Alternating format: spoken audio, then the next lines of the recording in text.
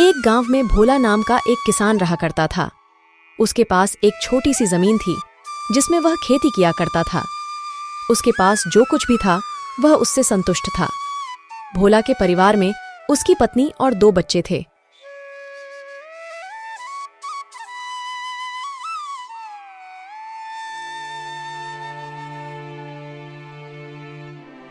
अरे भाग्यवान, आज खाना मिलेगा कि नहीं, या मुझे भूखा ही खेतों पर जाना होगा? जी बस बन गया है खाना, मैं अभी बांध देती हूँ। ठीक है, जब तक तुम खाना बांधो तब तक मैं गौशाला से बैल को ले आता हूँ।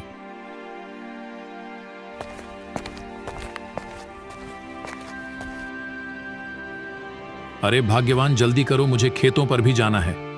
देर हो रही है, सूरज सर पर निकल चुका है। हाँ, यह लीजिए अपना खाना और समय निकालकर पूरा खाना खा लेना। कल इसमें 2 रोटी वापस आई थी। हाँ, वह कल गर्मी ज्यादा थी ना, तो इसलिए 2 गिलास भरकर पानी पी लिया था, तो उसी से पेट भर गया था, इसलिए कुछ रोटी बच गई थी। अच्छा, तो पहले आज पूरा खाना खाना, इसके बाद ही पानी पीना। हाँ भाग्यवान, जैसा तुम कहो। अच्छा, तो मैं चलता हूँ। फिर भोला अपने बैल को लेकर अपने खेतों के लिए निकल गया। खेतों पर पहुंचकर भोले ने काम शुरू कर दिया। कुछ ही देर में बैल चलते चलते थक कर जमीन पर बैठ गया। अरे बैल, क्या हुआ तुम्हें? तुम ऐसे क्यों बैठ गए? लगता है तुम थक गए हो। अब तुम भी बहुत बूढ़े हो चुके हो ना, और इतनी कड़ी धूप में तुम चल चलकर थक गए होगे। चलो कोई नहीं, तुम यहीं पर आराम करो, बाकी का खेत मैं जोत लेता हूं। भोला अकेले ही खेत जोतने लगता है। खेत जोतने के बाद भोला अपने बैल को लेकर घर चला जाता है। राधा, आज खेतों पर हमारा बैल थक कर गिर गया था। अब उसकी खुराक पहले से और ज्यादा करनी होगी, वह बहुत कमजोर हो गया है। अजी, खुद के खाने का तो ढंग से ठिकाना नहीं है, अब इस बैल को कहाँ से खिलाए? आप इस बैल को बेच क्यों नहीं देते? वैसे भी अब ये बूढ़ा हो गया है, ये अब हमारे किस काम का? नहीं राधा, मैं इस बैल को नहीं बेचूंगा। मैंने छोटे से इसको अपने बेटे की तरह पाला है, यह भी हमारे परिवार की तरह है। अब यह बूढ़ा हो चुका है, तो इसकी इस स्थिति पर मैं इसको बेच दूं, ऐसा कभी नहीं हो सकता। ऐसे अगली सुबह फिर भोला खेतों पर अपने बैल के साथ निकल जाता है। भोला खेतों का सारा काम निपटा करके घर को जाता है। इसी गांव में एक जमींदार भी रहता था जो अपने खेतों की जुताई गांव के गरीब किसानों से करवाता था। उसके पास बहुत सारे खेत थे। हाल ही में उसने गांव से थोड़े से दूर एक खेत खरीदा था जिसकी उसे जुताई करवानी थी। अगली सुबह जमींदार भोले के खेतों के पास से गुजर रहा था। तभी वह भोले को खेतों में काम करते हुए देखता है। हीरा, बस थोड़े दिनों की और मेहनत है, एक बार हमारे खेत की जुताई हो जाए, फिर तुझे बस आराम ही आराम करना है। बस थोड़ा सा और मेरा साथ दे दे। अरे यह भोला तो बहुत मेहनती किसान है, मुझे अपने गांव से थोड़ा सा दूर वाले खेत की जुताई का काम इसे ही दे देना चाहिए। ऐसा सोचकर जमींदार भोला को आवाज लगाता है। भोला, जरा इधर आना।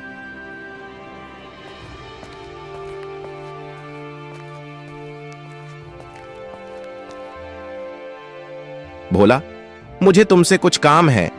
अभी हाल ही में मैंने नया खेत खरीदा है जो गांव से थोड़ा सा दूर है। क्या तुम उस खेत की जुताई कर पाओगे? मैं तुम्हें इसके 3000 दूंगा। ठीक है जमींदार साहब जी, मैं आपका खेत जोत दूंगा। बताइए मुझे कब से आपका खेत जोतना होगा? तुम कल सुबह से ही खेत की जुताई पर लग जाना। इस तरह अगली सुबह भोला अपने बैल के साथ जमींदार के खेतों पर जुताई के लिए चला जाता है और वहां जुताई करता है। वहां की जमीन थोड़ी सख्त थी, इस वजह से भोला और उसकी बैल को ज्यादा मेहनत करनी पड़ रही थी। अरे ये जमीन तो बहुत सख्त है, बहुत मेहनत लग रही है इसकी जुताई में। ये जमींदार साहब ने मुझे कहां फंसा दिया। हीरा, तू भी सोचता होगा ना कि यह भोला कितना चालाक है, सारे दिन मुझसे काम करवाता रहता है। पर क्या करूं, इस पापी पेट के लिए यह सब करना पड़ता है। अगर यह नहीं करूंगा तो मैं अपना और तेरे पेट को कैसे भरूंगा? खेत जोतने के बाद भोला अपने बैलों के साथ घर चला जाता है। क्या हुआ? जोत दिया जमींदार साहब का खेत? हाँ, आधा जोत दिया है और आधा रह गया है, कल तक पूरा हो जाएगा। चलिए अच्छा है, इससे कुछ पैसे तो आएंगे घर में। हाँ राधा, इस बार मैंने सोचा है कि जमींदार साहब के पास से जो पैसे आएंगे उससे मैं गौशाला की मरम्मत करवाऊंगा। गौशाला में जगह जगह से छेद हो गया है जिससे बारिश में छत से पानी टपकता है। हाँ ठीक है जी, आप अपनी गौशाला की सबसे पहले मरम्मत ही करवा लेना, हम बाद में अपनी देखेंगे। अगली सुबह भोला अपने बैल के साथ जमींदार के खेतों को जोत रहे थे कि तभी उनका हल खेतों में अटक जाता है। अरे यह हल कैसे अटक गया? आखिर क्या चीज है जो यहाँ इस हल को अटका रही है? भोला जब थोड़ी खुदाई करता है तो देखता है कि वहां तो एक पुराना संदूक है। भोला ने संदूक को बाहर निकाला और खोलकर देखा। उसमें बहुत सारे सोने के सिक्के थे। भोला ये देखकर बहुत खुश होता है और वह संदूक को लेकर अपने घर चला जाता है। जी इतने सारे सोने के सिक्के, ये तो बहुत ही सुंदर दिख रहे हैं। हम तो अमीर हो गए, अब हमें किसी चीज की कमी नहीं रहेगी। इन सोने के सिक्कों को बेचकर हम अपनी सारी जरूरतें पूरी कर सकेंगे। नहीं राधा, हम ऐसा नहीं कर सकते। ये सोना हमारा नहीं है, ये जमींदार साहब के खेतों से मिला है। ये जरूर हमसे पहले जो इस धरती पर राजा रहते थे उन्हीं राजा महाराजा द्वारा छुपाया हुआ सोना होगा जो हमें मिला है। ये हमारा खजाना नहीं है, ये सरकारी खजाना है, इसे हमें सरकार को देना होगा। आप बनते रहिए दानी। अगर आप ऐसे ही दानी बनते रहे ना तो आप जिंदगी में कभी अमीर नहीं बन पाएंगे।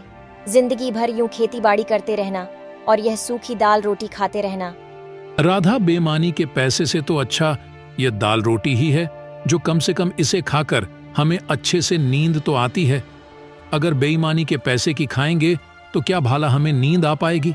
और तुम इस बात को हमेशा याद रखना, बेईमानी का पैसा कभी भी नहीं फलता। ये खजाना सरकार का है, इस खजाने पर केवल सरकार का हक है। मैं कल ही इसे जमींदार जी को देकर आऊंगा। लो कर लो बात, हाथ को आए मगर मुंह नहीं लगे। अगली सुबह भोला संदूक को लेकर जमींदार के पास जाता है और जमींदार को सारी बात बताता है। जमींदार भोला से बहुत खुश होते हैं। वाह भोला, तुमने आज साबित कर दिया कि तुम सच में बहुत ईमानदार किसान हो। मैं तुम्हारी ईमानदारी से बहुत खुश हुआ। इस खजाने पर सरकार का हक है, इसे मैं सरकारी खजाने में जमा करवा दूंगा। और हां, तुम्हारी इस ईमानदारी का मैं उनसे इनाम भी दिलवाऊंगा। और भोला, यह लो मेरे खेत को जोतने के पैसे। खजाने को जमींदार जी को देकर भोला वहां से चला जाता है। ऐसे ही कुछ दिन बीत जाते हैं। तभी भोला के घर एक व्यक्ति आता है। अरे भाई, इस घर में कोई भोला नाम का व्यक्ति रहता है क्या? इतना सुनकर भोला और उसकी पत्नी बाहर आते हैं। हाँ भैया बोलिए, मैं ही भोला हूं।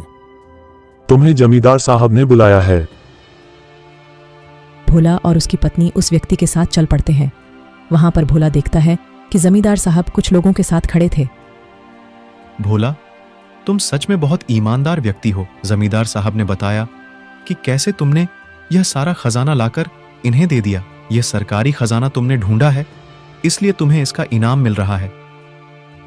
यह लोग कुछ सोने के सिक्के, इससे तुम्हारा जीवन अच्छा सुधर जाएगा। यह तुम्हारी ईमानदारी का और सरकारी खजाने को ढूंढने का इनाम है।